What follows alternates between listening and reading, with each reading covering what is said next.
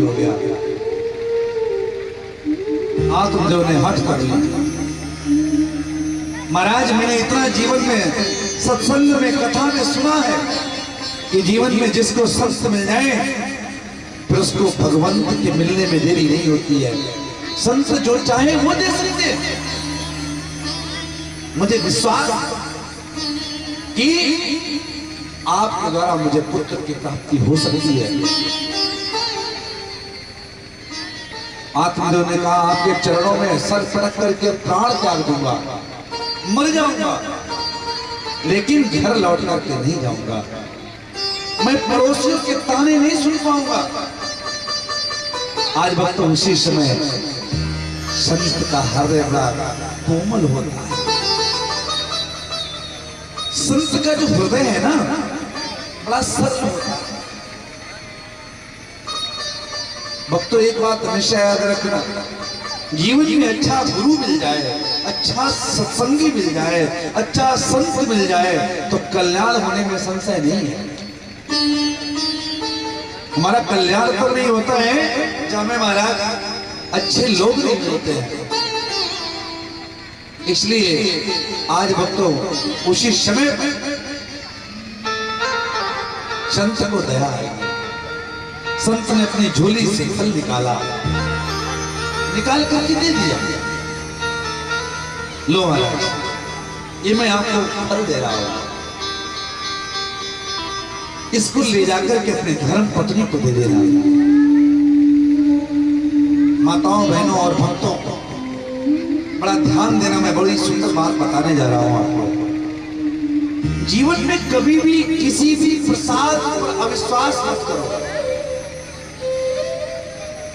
प्रसाद में तुमको जो भी मिला है ना वो अमृत के समान है, उसको मस्तक लगा करके ग्रहण करना चाहिए। यदि आपने प्रसाद का अनादर कर दिया, प्रसाद का त्याग कर दिया, प्रसाद का अपमान कर दिया तो जीवन में आपको कष्ट के सिवा कभी सुख नहीं मिलेगा। आज आत्मदेव ने तो सम्मान किया संत के प्रसाद का, लेकिन इस आत्मदेव की धर्म पत्नी है, उनका नाम है धुंधली। और भैया जैसा नाम है वैसा ही गुण है। धुंधली शब्द का अर्थ धुंध अंधकार होता है।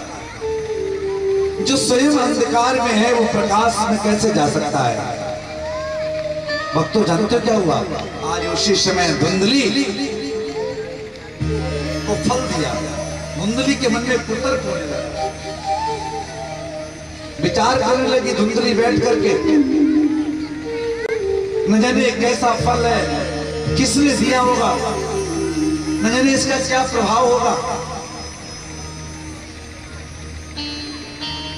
एक बात भक्तों हमेशा याद रखना, इस दुनिया में केवल दो ही नारियां ज्यादा सुखी होती हैं। जानते कौन सी? वंध्याचार विधवा नारी, जिसके पुत्र नहीं है, परम स्वतंत्र क्या चिंता है। लेकिन एक अच्छी मातृ शक्ति कभी नहीं चाहेगी कि मुझे पुत्र की प्राप्ति ना हो। वो हमेशा चाहेगी सबसे पहले हमारे यहाँ सुंदर से कुल का दीपक का प्रज्वलन हो। धुंधली नहीं चाहती कि घर में कोई आए, लेकिन आत्मदेव दुखी। आज फल लेकर के आए, आत्मदेव पूजा पाठ के लिए चले गए, बैठ करके विचार करने लगी, यदि मैंने कहीं फल खा लिया और यदि कहीं मेरे गर्भ में बालक लग गया तो शरीर में वजन बढ़ेगा, और कहीं घर में महाराज चोर आ गए, कहीं घर में आग लग गई, सब तो भाग जाएंगे, मैं तो मर जाऊंगा, दौड़ भी नहीं पाऊंगा। है ऐसे विचार कर रही है धुंधली के मन में, ऐसे विचार है और विचार करती है मैं तो दिन भर महाराज मेरी तो आदत है, कभी थोड़ा सा पकौड़ी बनी तो वो भी चली गई, थोड़ी देर बाद में बादाम का हलवा बना तो थोड़ा 2 चम्मच वो भी चला गया, फिर थोड़ी देर के बाद में और कुछ बना तो वो भी चला गया खाने वाले। अब हमारा शरीर हल्का हो जाएगा है। इस प्रकार से नाना प्रकार के कुतर्क मन में आ रहे हैं। और धुंधली का दूसरा अर्थ होता है कुतर्क, जो अच्छाई में भी बुराई खोजे उसे धुंधली कहते हैं। और आज धुंधली बैठी बैठी विचार कर रही थी, उसी समय पड़ोस की बहन आ गई। अच्छा, माताओं के अंदर एक बहुत बढ़िया गुण होता है, बोलो राधे राधे। और थोड़ा जोर से, और थोड़ा जोर से। गुण जानते हो क्या होता है? झूठ के थूकने आंसू लगाकर के आपसे सब पूछ लेंगे। हाँ, झूठ के आंसू लगाकर के सब आपसे पूछ लेंगे, अपना कुछ नहीं बताएंगे।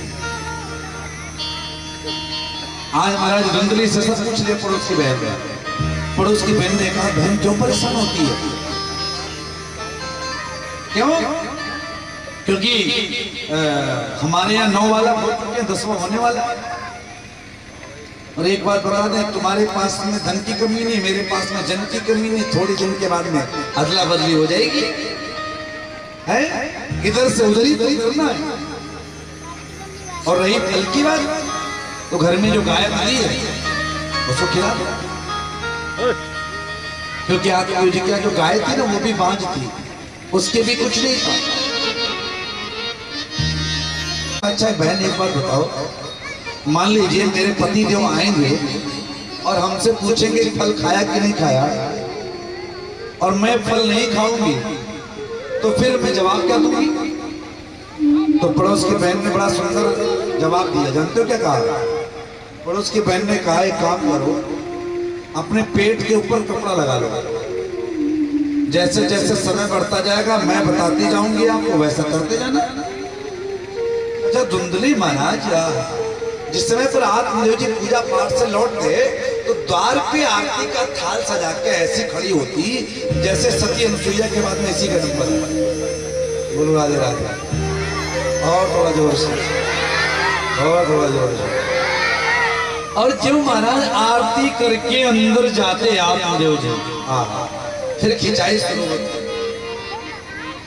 हाँ, अब आजकल तो अच्छा, पहले हिसाब किताब थोड़ा रहता था, खिंचाई करने का भी साहब का एक स्थान हुआ करता था। लेकिन आजकल साहब ने जरा सी भी गड़बड़ी की कहीं मार्केट में भी, तो वही कार्यक्रम शुरू हो जाता है, बिना मौसम के बरसात शुरू। बोलो राधे राधे। और थोड़ा जोर से, और थोड़ा जोर से। हाँ भाई साहब, जब शुरू में देवी जी ब्याह करके आती हैं, पूरे मोहल्ले में हमारा ढिंडोरा पिटवाया जाता, बहू आई है बहू। और बहू को देखने के लिए जब लोग आते हैं, तो जब मुख देख करके नैन में छावर सकते हैं, अरे क्या बात है, फलाने की बहू एकदम नया, क्या बात है, चंद्रमुखी जैसी है।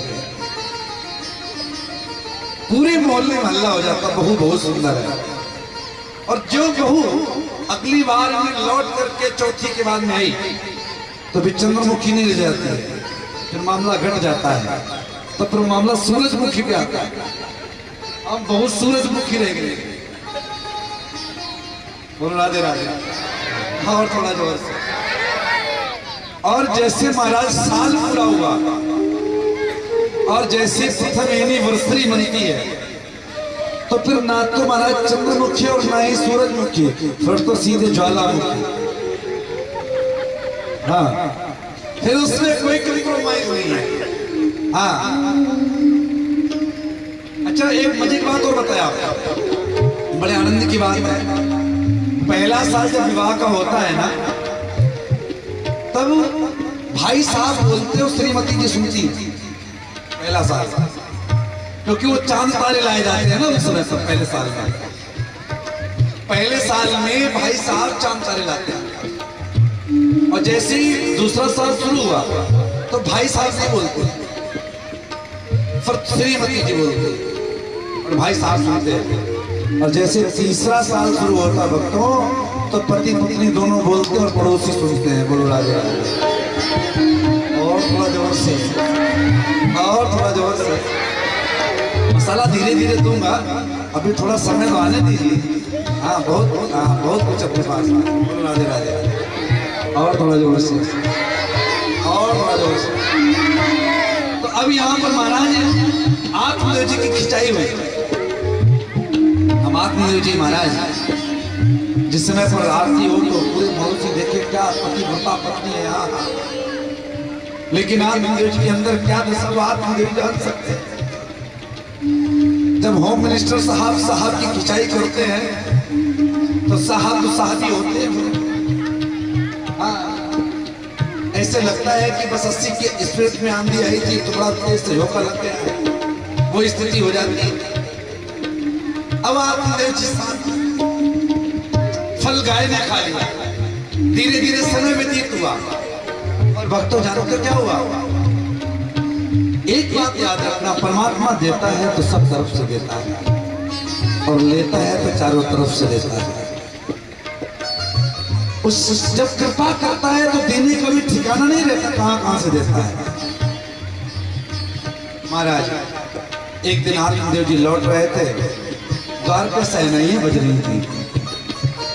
पड़ोसियों ने कहा महाराज जय हो आपकी। क्यों? क्योंकि पड़ोस के बहन के घर में सुपुत्र का जन्म हो चुका था और वो पुत्र जो है वो महाराज पुत्र ले जाकर के धुंधली को दे दिया। और जैसे धुंधली को दिया तो जानते हो क्या हुआ? धुंधली बहुत खुश हो गई, उसके बदले में उसने धन दे दिया। आत्मदेव जी लौट करके आए। आत्मदेव जी ने कहा महाराज अब तो जो है बड़ा हमारे यहाँ खुशियां आया, बड़ा आनंद आ रहा। आज उसी समय भक्तों जानते हो क्या हुआ? आज उसी समय पर महाराज धुंधली के स्तनों में दूध नहीं। क्यों? मां बालक को जन्म दे तभी तो दूध होगा। उसी समय पर नाटक करना प्रारंभ किया। महाराज हमारे स्तनों में दूध नहीं, तो बोले क्या करें? बोले पड़ोस की हमारी जो बहन है उसके भी बालक हुआ था, मर गया है, मैं पड़ोस की बहन को बुला करके लाती हूँ, वो स्तनपान कराए कि मेरा बालक हष्ट-पुष्ट हो जाएगा। इधर महाराज क्रम शुरू हुआ, धीरे धीरे धन जाना शुरू हुआ। जब हम अनीति के मार्ग पे चलते हैं तो हमारा धन तो व्यर्थ होता ही है, दुख भी होता है। हम सच्चाई के मार्ग पे चलते हैं तो धन भी अच्छे रास्ते से जाता है और सुख भी जीवन में देकर के जाता है। इसलिए जीवन में अनीति का मार्ग छोड़ दो, बुराइयों को त्याग दो। और भक्तों जानते क्या हुआ? और इसके बाद में आज जो है जिस गाय को आज फल दिया था ना, आज उस गाय ने भी महाराज आत्मदेव जी ब्रह्म मुहूर्त में सुबह गाय को चारा डालने के लिए गए और उसके बाद में जाकर के देखा गाय के पास में एक छोटा सा बालक पड़ा है, पूरा शरीर मनुष्य का है लेकिन उसके कान गाय के जैसे हैं। उसी समय आत्मदेव जी चिल्लाने लगे, गोकर्ण आ गए, गोकर्ण आ गए, गोकर्ण आ गए। बोले गोकर्ण जी महाराज और इसके बाद में आज बड़ा सुंदर जो है आत्मदेव बड़ा प्रसन्न है कि दो पुत्र आ गए। धीरे धीरे समय व्यतीत हुआ। आज ये धुंधकारी महाराज बड़ा होने लगा, बड़ा पापी होने लगा। नाम तो दोनों ने किया, एक कुख्यात हुआ, एक विख्यात हुआ, लेकिन महाराज उसी समय भक्तों जानते हो क्या हुआ? आज जो है एक दिन आत्मदेव जी घर में बैठे थे, विचार करने लगे, मेरा मंदिर जैसा घर इसने शमशान बना दिया। कहीं शराब की बोतल पड़ी है, कहीं मांस के टुकड़े पड़े हैं। एक बात याद रखना, इस लाल बोतल के पानी ने अच्छे अच्छे घरों को बर्बाद कर दिया, अच्छे अच्छे माताओं के मांग का सिंदूर उड़ गया इस शराब की वजह से। इसलिए मैं भाइयों से निवेदन करूंगा, भैया जीवन में इस चीज का जितना हो सके उतना बचें। इस जीवन में सिर्फ आपको दुख ही दुख देगी, कभी सुख नहीं दे सकती है। लेकिन ये ऐसी आदत है जो लगने के बाद में कभी छूटती नहीं है। लेकिन एक बात मत तो याद रखना, आपको पीने का मन करे तो गोविंद के नाम का रस पियो, प्रभु के नाम का रस पियो, जो आपका कल्याण कर देगा। लेकिन महाराज ये शराब कभी आप भूल कर कभी मत पिए। आज आत्मदेव जी बहुत दुखी हैं। उसी समय पर गोकर्ण जी आए। गोकर्ण ने कहा, पिताजी क्यों रोते हो, क्यों? क्योंकि पुत्र जब कुपुत्र निकलता है तो महाराज पिता के लिए सबसे बड़ा जीवन में दुख का समय वही होता है। पुत्र सुपुत्र तभी निकलेगा जब आप उसको बचपन से प्रभु के चरणों में लगा के चलोगे, कथा में ले जाओ, सत्संग में ले जाओ, खुद भी कथा सुनो और सुनाओ, ऐसा प्रयास करो। लेकिन कुमार्ग से बचाओ तो आपका कल्याण। बड़ी सुंदर भगवान की कृपा। आज गोकर्ण जी ने कहा, पिताजी एक काम करो, ये घर अच्छा जी है, अब ये दुष्ट है भाई मेरा, एक काम करो घर को छोड़ करके चले जाओ, वृंदावन में जाकर के प्रभु के नाम को भजन करो, प्रभु के नाम में जाकर के रम जाओ, प्रभु के नाम में खो जाओ, बस यही मेरा है और कुछ भी नहीं है। और आज उसी समय पर भक्तों आज आपको बताएं कि आज बड़ा सुंदर आत्मदेव जी को उपदेश किया कि देहे स्तिमान सरुधिरे अभिमतिं त्यजत्वं जाया सुता विसुसना ममतां विमुच पश्यानिशं जगदिदं क्षणभङ्गुनिष्ठं वैराग्य राग रसिको भवभक्तिनिष्ठा। उसी समय पर देह मांस रुद्र, पिताजी इस देह अस्थि मांस के शरीर में आसक्ति करने से कोई फल नहीं मिलने वाला। अच्छा हमारी आसक्ति कहाँ है?